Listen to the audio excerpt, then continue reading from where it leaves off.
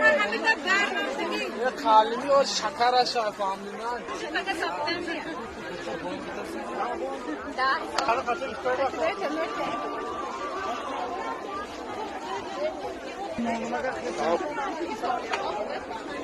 Sí.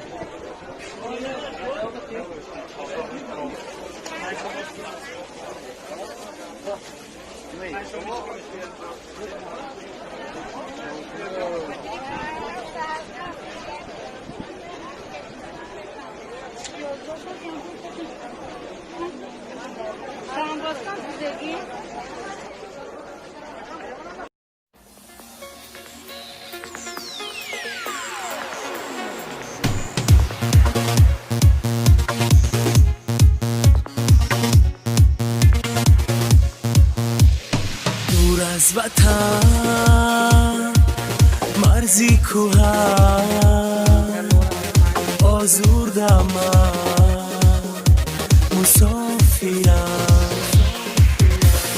به ملکی کس دور از هوس به هم نفس مسافرم آوارگی درماندگی چی بندگی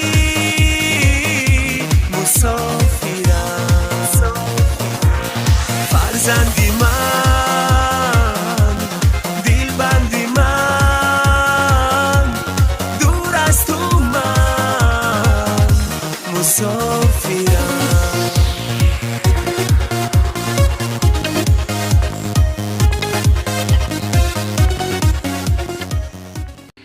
А сегодня ханум. Город красивый, уже готовый.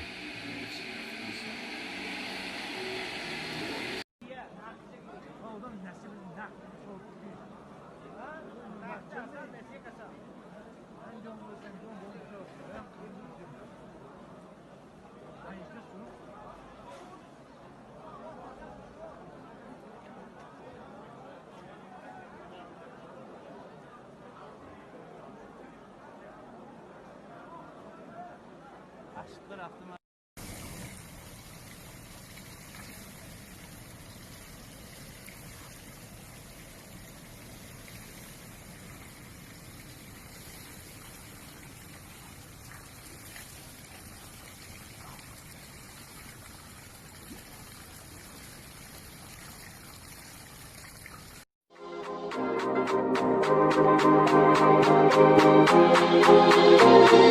Thank you.